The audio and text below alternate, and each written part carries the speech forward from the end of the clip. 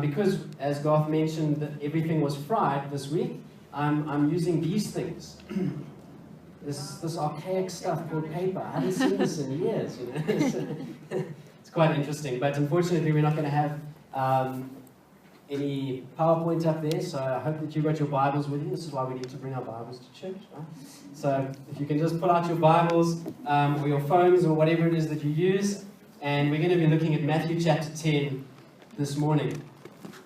For those of you who were here with us last week, we are continuing with our series on making disciples, on what it means to be a disciple of Christ. And if we know what it means to be a disciple of Christ for our own lives, then we're then able to reproduce that. And we're able to make disciples. And we looked last week at how God prepares us for valley experiences, where we get out into the world and where we actually connect with the world. And God prepares us for that by taking us through these mountaintop experiences. A really awesome thing that we need to have both those times where God just calls us to himself and we just enjoy his presence. And then he says to us, I want you to go now. And that's exactly what Jesus did with his disciples. In the passage that we read last week, he literally took them up onto a mountain and he spoke to them and he taught them. And as I mentioned last week, there's a huge passage in Matthew chapter 10 where Jesus gives his disciples a whole bunch of instructions on the mountain. And I want to have a look at a bit of that today, because he really gives some great stuff, some great helpful stuff as he prepares his disciples for what this is all about before he sends them out. We're not going to have a look at the whole of Matthew chapter 10, but just a short section from verse 11 to 16 today, as we consider some of those things.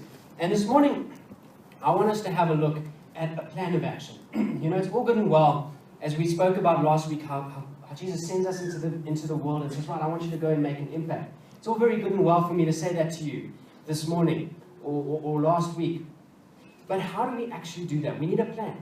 And it's actually pretty cool that the Bible is so practical and that there is a plan that Jesus lays out for us. It's really, really good to actually have a plan. So we don't just go into the world and cause disruption sometimes, but that we actually go there with an intention and we get out there and we make a difference in people's lives. So we need some practical advice. We're going to get really practical this morning.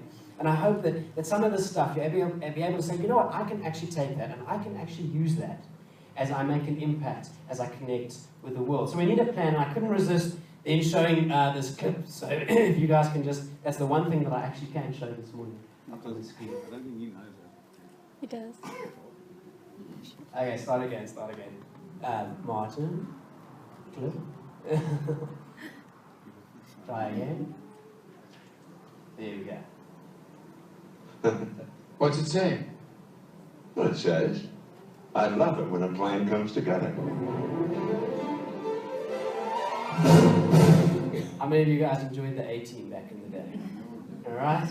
And for us as Christians, we should actually be exactly the same. We should get as excited when a plan comes together, because for us, our plan is that we would be able to use by God in some way to make a difference in people's lives. That as we go out there in our work situations or in our social context, or even just, you know, in the shopping mall, wherever it is, that we would actually have this plan to make a difference. And so Jesus says to his disciples, he starts to talk to them and he says, these are some of the things that you can do for this plan. Matthew chapter 10 and starting at verse 11. He says to them, and this is a really practical laid out plan. Whenever you enter a city or a village, search for a worthy person and stay in his home until you leave town. When you enter the home, give it your blessing. If it turns out to be a worthy home, let your blessing stand. If it is not, take back the blessing. If any household or town refuses to welcome you or to listen to your message, shake the dust from your feet as you leave. I tell you the truth, the wicked cities of Sodom and Gomorrah will be better off than such a town on the judgment day. Look, I am sending you out as sheep among wolves, so be as shrewd as snakes and harmless as doves. So it's quite a hectic thing that we've got to do. And a lot of people misunderstand this passage, I believe. And so I want to break it down this morning and say, how can we use this stuff?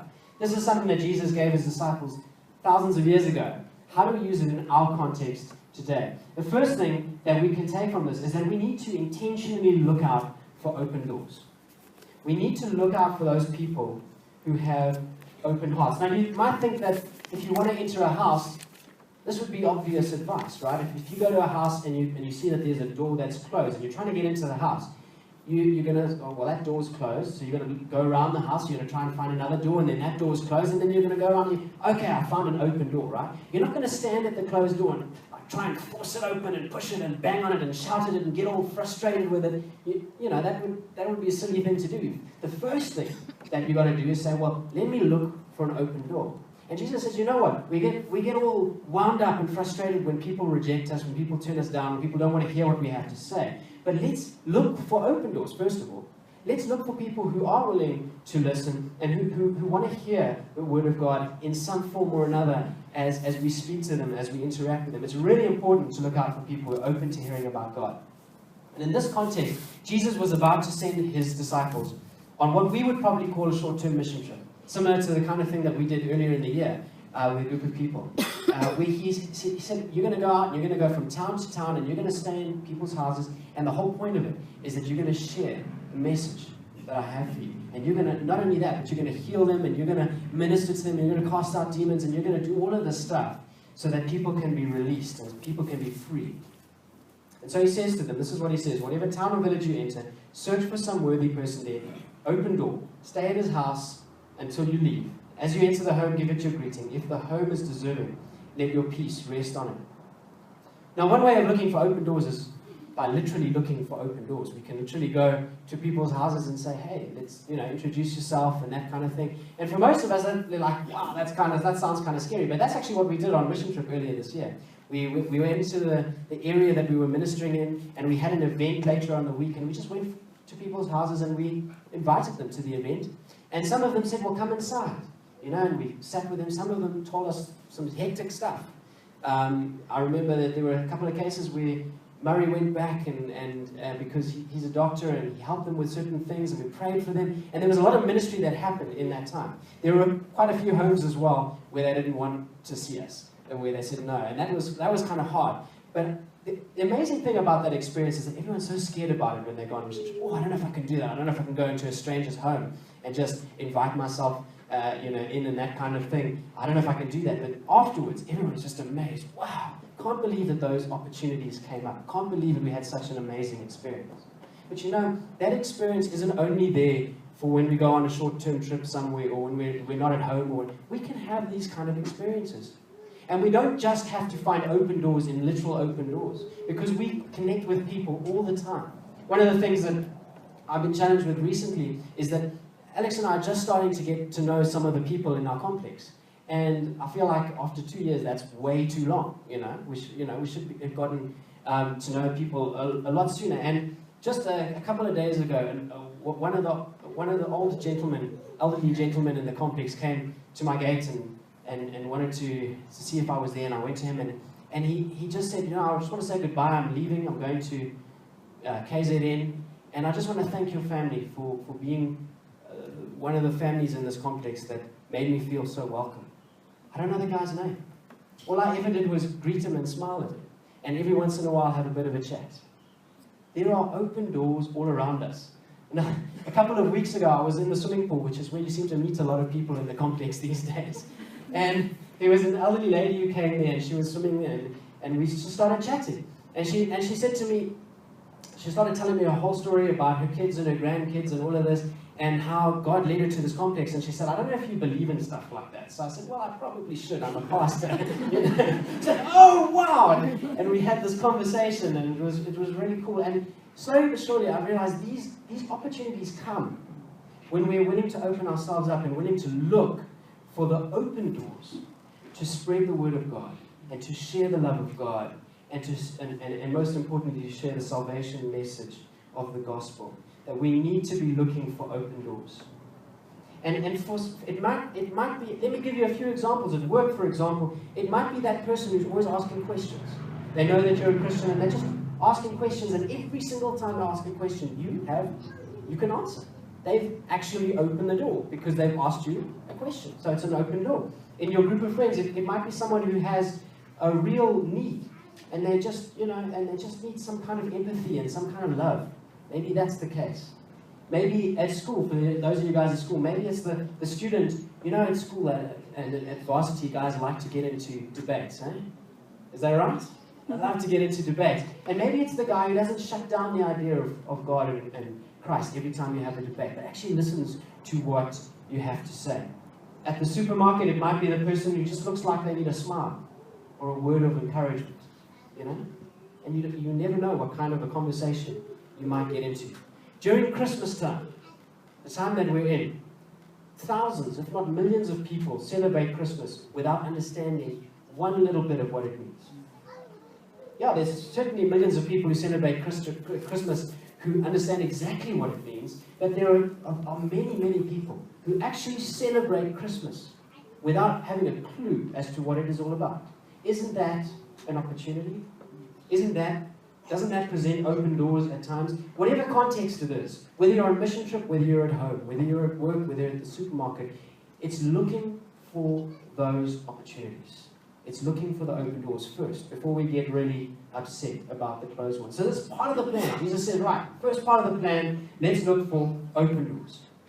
Those who are receptive. We've got not much time in this world. It's just a speck in eternity. Let's use it to make as much difference as we can. And there are going to be closed doors, and I'm not going to ignore that. I'm going to deal with it in the next point. But let's make the most of the open doors. What right actually do we have to complain about the closed doors when we're not even making use of the open doors, right? We don't really have a right. You know, one of the contexts that we're all familiar with in South Africa is the braai context, right? When we gathered around a braai. And you know that kind of scenario where you're just having a braai and you're just chatting to someone that you don't really know. Have you noticed that somehow the conversation manages to steer to what you're interested in?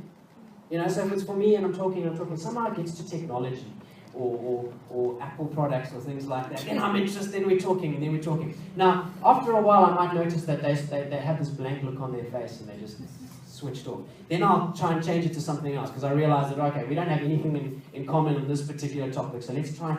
And it's interesting how we have this inbuilt skill to steer the conversation to the stuff we know. If we can do that, can we not somehow steer the conversation towards God? See, there's another open opportunity. So Jesus said to his disciples, look out for open doors. He instructed his disciples to bring a blessing to the deserving home or individual and declare their peace upon it. And this word implies prosperity, quietness, and rest. And it's actually a beautiful picture. Can you imagine it on this particular short-term mission trip? I just imagine that setting, you know, as the disciples, maybe one or two of them are there in a home, and these people are so open and receptive, and they ask for prayer, for healing, and God just brings healing into the situation, and they start to share the message about Jesus. And this peace just descends upon the home. And that's what we ought to be able to experience all the time as Christians.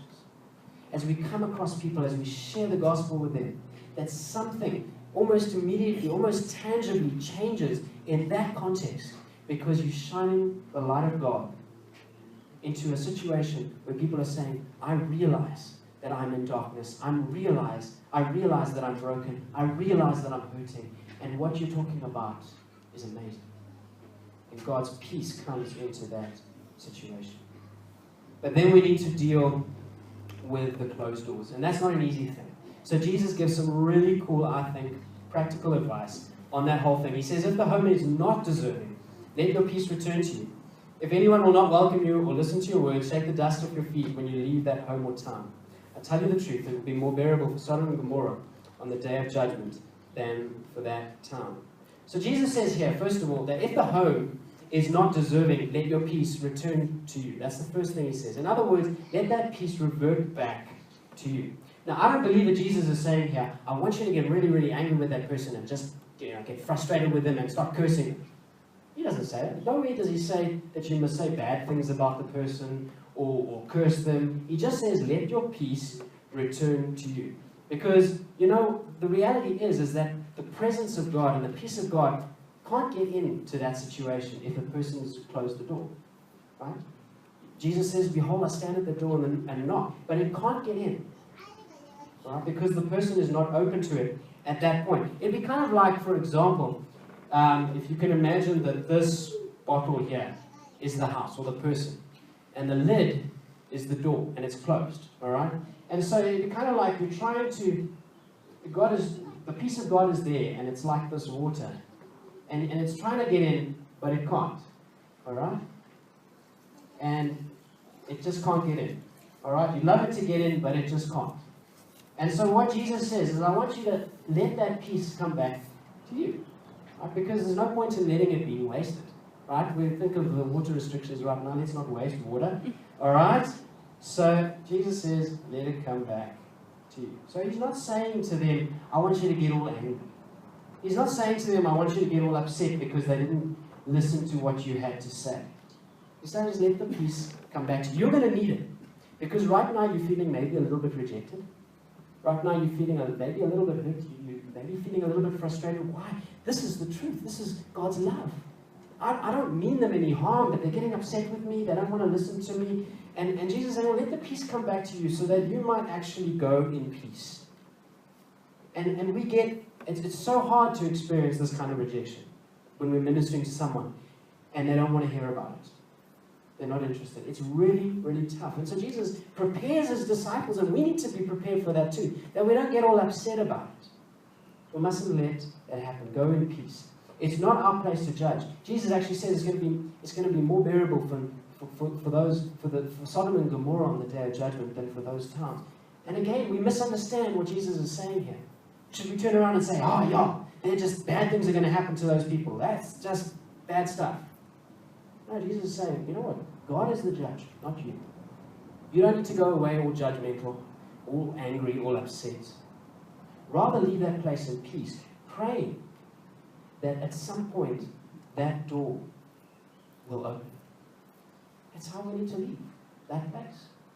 Because Jesus is saying, listen, we need to actually not be angry but have compassion. If that is the case, if that is the future for people who don't belong to Christ, then we need to have compassion. We need to pray. We need to say, Lord, please, let that door at some point be open.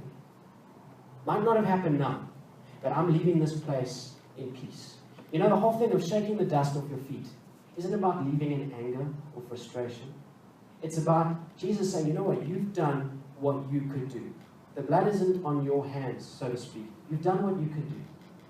Leave this place in peace. Let go of that closed door, but hope and pray that at some later point, that person will open the door to you, or maybe to someone else. It doesn't necessarily have to be you. For many of us today, if we'd only had one chance to accept the gospel, if that's all we got, we wouldn't be here, right? So why should we get all upset when someone doesn't accept it the first time? We need to pray that that door will be open. There was a guy I remember at my school who used to antagonize anyone who was Christian, totally, completely atheist, didn't believe in God at all. And years later, long after I left school, I heard that he come to accept Christ and that he's a Christian. And when I heard that the first time, I was like, that's impossible. And you know, that's to my own shame. Because we have this attitude as Christians. Oh, but that's a hopeless cause. No. We need to leave with the attitude of prayer and of peace and saying, Lord, you know what? I'm not going to take it personally that the door was closed in my face, because I know that something was fruitful in this situation. You called me to it. You told me to do it. I've done it. I can move on now. But may at some point that door open to the gospel. We need to pray for that. And then last of all, Jesus says we need to prepare for resistance. That's something that we need to be prepared for. He's not saying that it's going to necessarily be easy to go out and impact the world. So we need to prepare for resistance. In verse 16 he says, I am sending you out like sheep among wolves. Therefore be as shrewd as snakes and as innocent as doves.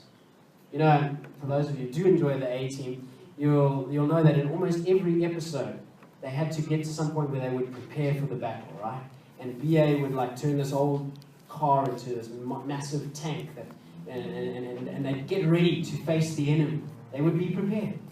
And it's the same for us. We need to be prepared in this plan of action. We can't just go out into the world and say, you know what, it's going to be a bed of roses. We face a real enemy. And the moment we say, I'm actually going to get off this mountain that I've enjoyed in this time with God, and I'm actually going to go into the valley like He's telling me to do, and I'm going to make a difference in the world. The moment we do that, the enemy isn't happy with us. And he wants to resist us. And it's scary stuff that we are like sheep amongst a pack of wolves. And that is the reality. But thank goodness that our God is so much bigger than anything we face. It doesn't matter that I'm a sheep and I'm surrounded by wolves, because my God is bigger than all the wolves, right? And he can help us as we are prepared. He says two things: be as shrewd as snakes. The word that is used here, shrewd, actually means prudent or cautious. And I'm sure you've noticed that about snakes. For me, I'm not that perceptive, and I hardly ever see snakes. And I think one of the reasons is because they're very cautious. They normally, not always, but normally get out the way, which I'm very thankful for. But they normally just get out the way. They're cautious around people, and they just kind of get out the way. And we need to be cautious as we get out there into the world about what we do and what we say. Because we might be all eager and we get out there and we're not cautious, we're not sensitive to the situation. And maybe we offend people, we hurt people because we're just not sensitive or cautious to that situation. He says, go out there, don't be afraid, but be cautious as you do it, remembering that you are not a representative of yourself, but that you are a representative of the kingdom of God. And so, be that as you go out there. And then he says, as innocent as doves. The word innocent means unmixed, pure, as in wines or metals. We're called to live in purity. And we do it not because the Bible is being slammed down our throat. We do it because we love God as Christians. Because we've got grace and we've been set free. And even though we've messed up, and we still mess up, that he still loves us. And we've been set free. And so our desire in the pit of our being is to live in holiness, right? And the thing is, if we don't do that, the world looks and they say, well, you're saying this, but you're not living it. And they see through it. And often that is a huge thing that stands against us in this mission that we have. If we want to really make an impact, we have to live what we say as we live in holiness. So this morning I want to challenge you in this time, and particularly as opportunities come in a time of the year when people are aware of Christ, even if they may not know anything about what Christmas means. As you go out there, as you desire to be faithful to the mission to which you're called, that every single one of us is called to. As we long to see people coming into this church who've never known God because the believers are saying, I want to make an impact in my community. As we do that, I want to say, first of all, keep your eyes open for open doors. Before you get all upset about the closed ones. And when you come across those closed doors, pray that God will make a new way, a new opportunity for this person. And then be prepared. Guard your hearts and your actions as we live in a fallen world. And may God give you the strength, may God give you the peace, may God give you the excitement for something that is bigger than any of us, but something that we are called to do in this world.